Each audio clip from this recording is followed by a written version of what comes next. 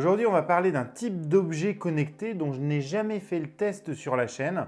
C'est une serrure connectée et cette serrure, c'est la Wheelock PCB41. Donc l'objectif de cette vidéo, ça va être de savoir si ça vaut le coup ou pas de l'acheter et si ça fait le job, si c'est facile à installer. Et à la fin de la vidéo, je vous répondrai à toutes ces questions. Eh bien écoutez, ce que je vous propose, dans un premier temps, on va regarder ce qu'il y avait dans la boîte. Après, on va parler des caractéristiques techniques. Je vais vous montrer comment la paramétrer. Et puis après, on ira vraiment l'installer pour vous montrer si c'est difficile ou pas de l'installer.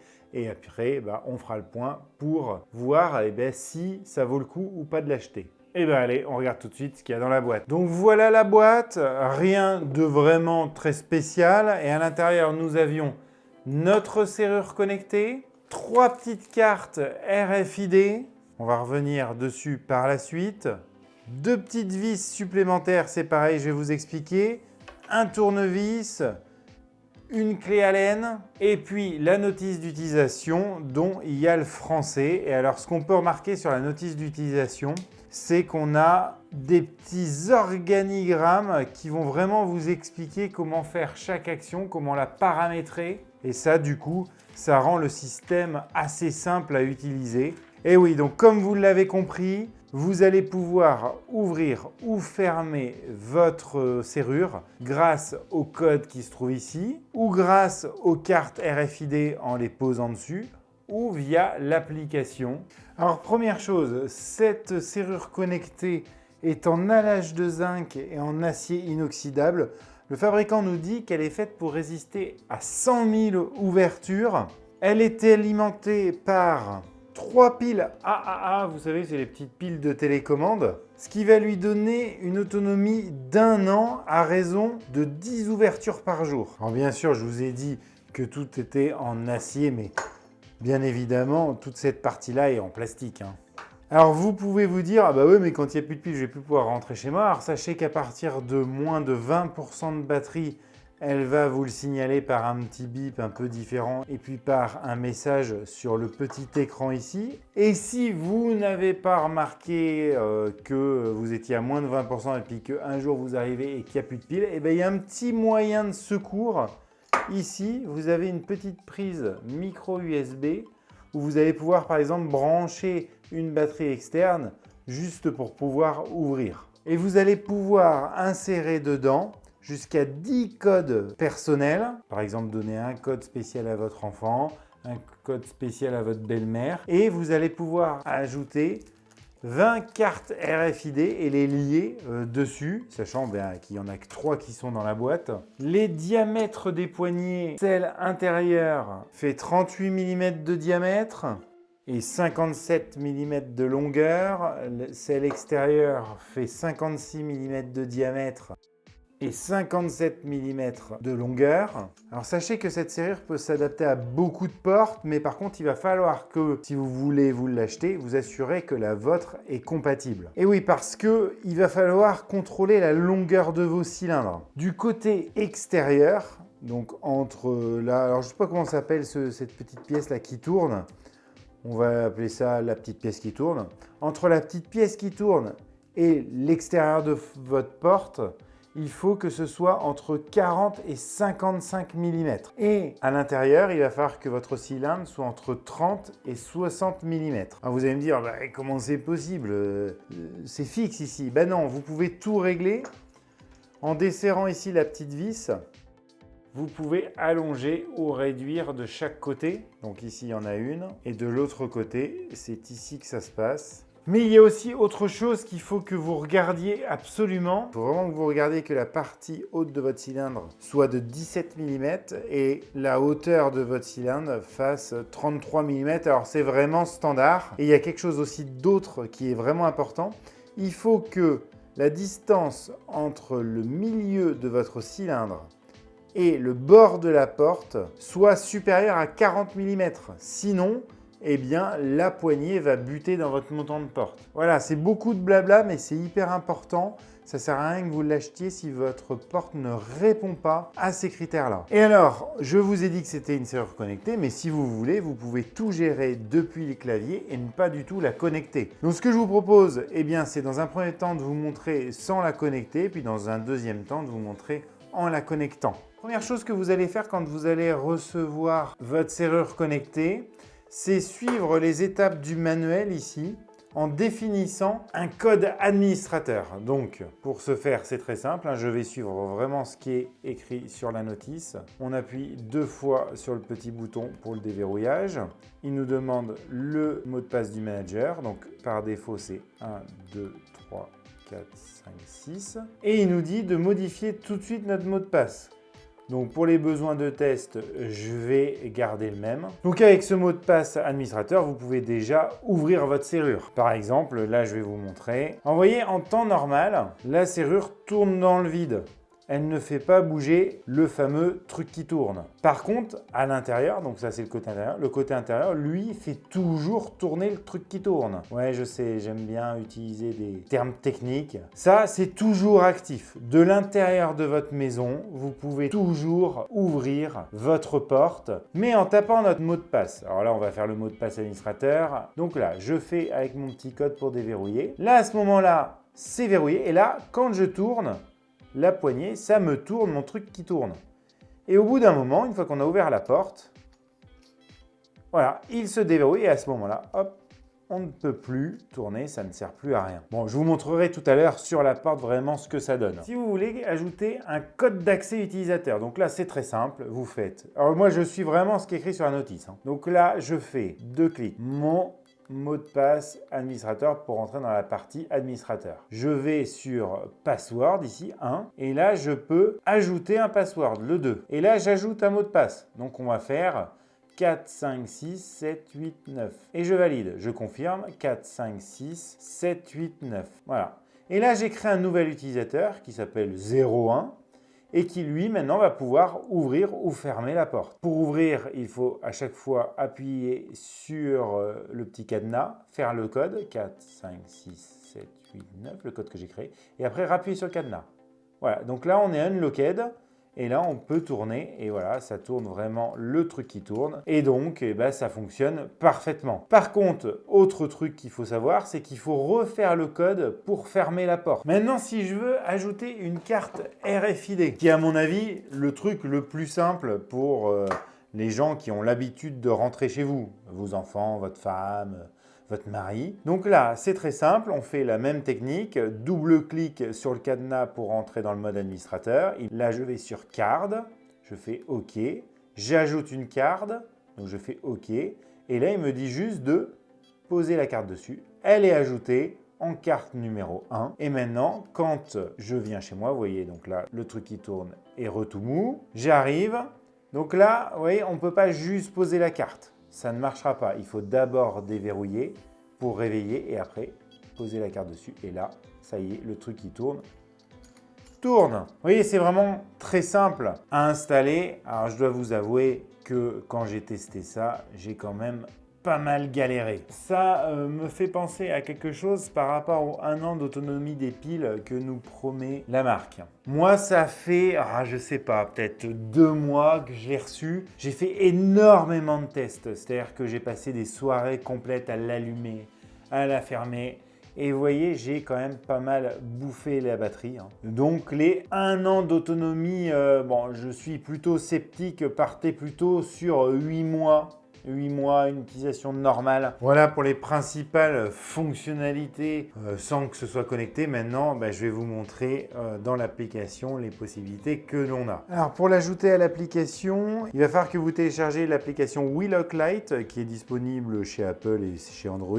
Il va falloir vous créer un compte et à partir du moment où vous avez créé un compte, vous faites le petit plus en haut. Vous autorisez WeLock à scanner le QR code qui est directement sur le barillet. Je scanne le petit code QR qui est derrière. Il va vous demander ensuite le code qui se trouve sur le barillet qui est gravé en fait. Et voilà, votre serrure est installée. Alors sachez que moi j'ai la version Bluetooth. Alors c'est tout le temps la version Bluetooth, mais si vous voulez vraiment que ce soit connecté à Internet et que vous pilotiez votre serrure de partout, il va falloir que vous investissiez en plus dans une petite passerelle qui va faire le lien entre le Bluetooth et le réseau Internet. Donc là, je dois vous avouer que si vous n'avez pas la passerelle, l'intérêt est quand même relativement limité parce qu'il faut que vous soyez à portée de Bluetooth de votre serrure pour pouvoir la piloter. Alors ça va vous permettre de gérer quelques trucs, mais vraiment, je pense que l'intérêt de ce truc-là, quand c'est en Wi-Fi, ça vous permet, quand vous êtes en dehors de chez vous, de pouvoir par exemple donner l'accès à quelqu'un pour qu'il rentre chez vous. Des choses comme ça. Et du coup, quand on est en Bluetooth, on est à la maison, donc on va ouvrir la porte, quoi. Qu'est-ce qu'on a dans cette application? Déjà, on a le niveau de batterie, on a l'historique de tous les gens qui ont ouvert et fermé la serrure. Vous pouvez, là, par exemple, dans Autorisation, autoriser une personne à accéder à la gestion de la serrure via l'application WeLock Lite. Vous avez ici la liste des autorisations. Vous pouvez gérer des mots de passe temporaires. Vous donnez une heure de début, une heure de fin et vous générez un code unique qui va être valable le temps que vous l'avez défini. Donc là, vous pouvez dire à votre livreur ou à votre belle-mère, tu peux rentrer en tapant 238 89 89 002. Là, vous pouvez modifier le code PIN de verrouillage. Vous pouvez synchroniser l'heure de la serrure. Et là, par ce bouton, vous pouvez déverrouiller ou verrouiller. Allez, maintenant, on va aller monter la serrure sur la porte. Alors déjà, rassurez-vous, vous avez vraiment tous les outils pour pouvoir le faire. Première chose qu'il va falloir faire, c'est prendre votre clé, la mettre sur votre serrure, dévisser ici la petite vis qui maintient le barillet, la petite, la grande vis. Voilà, une fois que cette vis est enlevée, il va falloir jouer sur la clé pour pouvoir sortir le petit truc qui tourne. Ah voilà, et là vous enlevez votre barillet existant, vous voyez, rien de plus simple. Ce que je vous propose dans un premier temps, c'est de régler la longueur extérieure égale à votre barillet existant. Vous voyez, là, je suis pas trop mal. Il faut juste que je gagne un tout petit centimètre, même pas quelques millimètres. Donc là, pour régler de ce côté, vous dévissez la petite vis qui est là. Hop, vous retirez le cache. Je le remettrai qu'à la fin. Vous tournez la petite clé, là. Hop, et vous gagnez un petit peu, voilà. Prenez un peu plus large, au pire vous resserrerez à la fin. Ensuite, vous dévissez la poignée intérieure, vous l'enlevez carrément, vous alignez bien le truc qui tourne à l'intérieur et par l'extérieur, vous enfoncez votre serrure. Bon, c'est ça qui est un peu délicat, c'est qu'il faut que ça tombe pile poil en face. Voilà, là on est bon. Et vous enclenchez la poignée intérieure sans la fixer pour l'instant parce que l'objectif ça va être d'aligner le truc qui tourne avec la gâche là. Donc hop, vous voyez là je l'ai mis dedans et je commence à essayer de trouver où est l'emplacement de la gâche en tournant comme ça. Hop, là c'est bon, je suis dedans. Donc là je sais que mon truc est centré, donc tout de suite je remets ma petite vis ici. Comme ça, je sais au moins que mon barillet est aligné. Je la serre. Et là, déjà, le système est bon. Maintenant, ce que je vais faire, c'est serrer les poignées intérieures et extérieures. Celle-là, je vais la rapprocher un peu parce qu'on a un jour qui est disgracieux. J'ai laissé un petit jour exprès entre mon enjoliveur et puis la poignée pour pas que ça frotte en fait. Et voilà, maintenant, j'ai plus qu'à remettre mon enjoliveur ici et c'est bon. Et voilà, c'est installé. Vous voyez, c'est quand même on ne peut plus simple. Alors déjà, première chose, c'est un petit peu disgracieux avec mon enjoliveur. J'aurais peut-être dû l'enlever parce que du coup, vous voyez, c'est pas du tout centré. Et comme je vous ai expliqué, de l'intérieur, la poignée là est toujours fonctionnelle. Donc si je veux fermer ma porte, voilà, j'ai fermé ma porte, il n'y a pas de problème.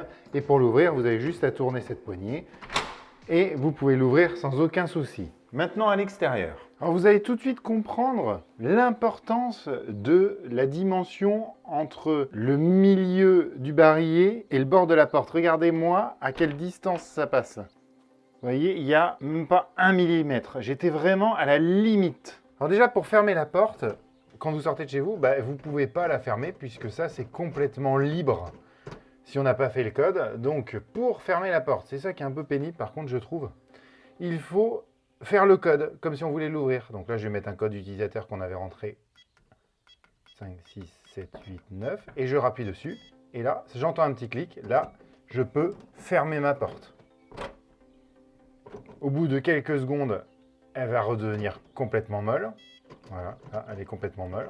Alors le petit bip que vous avez là, vous pouvez l'enlever dans l'application, je ne vous l'ai peut-être pas montré. Et après, quand vous arrivez, vous ne pouvez pas ouvrir, donc soit vous refaites votre code, et à ce moment-là, vous pouvez ouvrir. Ou alors, vous approchez votre carte. Alors, comme je vous expliquais tout à l'heure, vous ne pouvez pas poser la carte et ça marche. Il faut d'abord réveiller l'appareil et poser votre carte. Et là, c'est bon, c'est ouvert. Je peux maintenant ouvrir la porte. Donc ça marche quand même plutôt bien. Et c'est vrai que si j'avais eu la fonction Wi-Fi, ça aurait été quand même mieux. Alors je ne sais pas si vous avez bien vu, mais les numéros sont rétro-éclairés hein, pour que la nuit vous puissiez le voir. Alors moi, ce qui m'embête un petit peu, c'est que vous voyez, là on est vraiment dans le cas, avec l'angle que j'ai fait, c'est qu'on a du mal à voir l'écran, puisqu'on est toujours embêté avec cette poignée. L'écran n'est pas très lumineux. Donc voilà, ça c'est un petit truc que je trouve un peu dommage. Et il y a aussi autre chose, c'est quand on ouvre la porte comme ça, on a tendance souvent à cogner dedans. Voilà. Et ma femme s'est plaint qu'une fois, elle s'est fait un peu mal. Et voilà pour le test de cette Wheelock PCB 41. Alors moi, très honnêtement, j'ai été très surpris puisque c'est la première fois que je testais une serrure connectée. Et j'avoue que l'installation est quand même relativement facile. Hein, vous l'avez vu, ça se fait vraiment très facilement. Alors au début, j'ai un petit peu galéré pour comprendre comment ça marchait avec le fameux truc qui tourne pour bien l'aligner, mais la technique que je vous ai montrée, je pense que c'est la plus facile à faire. Il y a des choses qui m'ont plu, comme quoi c'est facile à utiliser. On peut très bien utiliser une serrure connectée comme ça, et bien sans être fan de domotique et sans vouloir tout piloter par votre téléphone. Après, il y a quand même plusieurs choses qui me gênent. La première, c'est que pour moi, la version Bluetooth ne sert strictement à rien. Si vous voulez vraiment profiter pleinement, il va falloir installer également une passerelle Wi-Fi que je n'ai pas testée, donc ça, je ne peux pas avoir d'avis. Mais d'après les tests que j'ai faits et ce que j'ai compris, si vous paramétrez dans l'application, par exemple, un code temporaire, même s'il n'y a plus de réseau Wi-Fi chez vous, eh bien, vous pourrez quand même encore saisir le code temporaire le temps que ça a été défini. Voilà, il y a une espèce de petite mémoire dans la serrure. Alors j'ai vu ça avec le Bluetooth, je pense que c'est pareil avec le Wi-Fi sans grande certitude puisque je n'ai pas pu le tester. Alors à qui ça s'adresse cette serrure connectée? Pas mal de monde. Je pense que ça s'adresse pour les gens qui ont un Airbnb par exemple, ça va vous permettre de donner des accès à des gens qui viennent louer chez vous sans forcément avoir à donner les clés. Ça c'est vraiment, je pense, pas mal. Aux particuliers comme moi, par exemple, voilà, ça permet d'avoir un système sans clé pour les enfants. Ça évite qu'ils perdent les clés. Donc ça, c'est quand même plutôt pas mal. Pour, si vous avez une remise, pour donner accès, par exemple, au livreur, pour qu'il puisse vous apporter vos colis directement chez vous. Des choses comme ça, voilà. Ça peut être intéressant sur ces sujets-là. Après, si on parle sécurité, moi, je ne vois pas de grosses failles de sécurité comme ça, mais très honnêtement, hein, il faut être honnête, quelqu'un qui est vraiment un gros hacker et tout ça va réussir à le faire. Alors, si quelqu'un vient le détériorer pour enlever les piles, ça tournera dans le vide. Si quelqu'un venait à casser la poignée extérieure, eh bien en fait, on aurait le petit carré, là, la petite tige carrée, et bien elle tournerait quand même dans le vide. Donc ça, c'est tout ça qui me dit que c'est quand même assez sécure. Et puis très honnêtement, je pense pas moi qu'un gros hacker va vouloir rentrer chez moi pour me piquer ma télé à 200 balles, quoi. Bon, après, chacun voit midi à sa porte. Je sais qu'en commentaire, certains vont me dire « Ouais, ça va, c'est fou, faut pas mettre ça sur sa porte d'entrée. » Voilà, chacun son avis. Moi, mon avis, c'est celui-ci. Voilà, donc pour moi, bien, pas la version Bluetooth qui, à mon avis, ne sert à rien. La version Wi-Fi, oui, c'est cool. Par contre, ça coûte un petit peu cher. À mon avis, c'est le prix de la sécurité qu'il y a derrière. Je vous laisserai checker le lien dans la description pour voir à quel prix il se vend actuellement. Mais sachez que c'est plus de 100 €. Hein. Eh bien écoutez, je vous remercie d'avoir regardé la vidéo jusqu'au bout et je vous dis à très bientôt sur Vintech pour de nouveaux tests domotique et tech. Allez, ciao!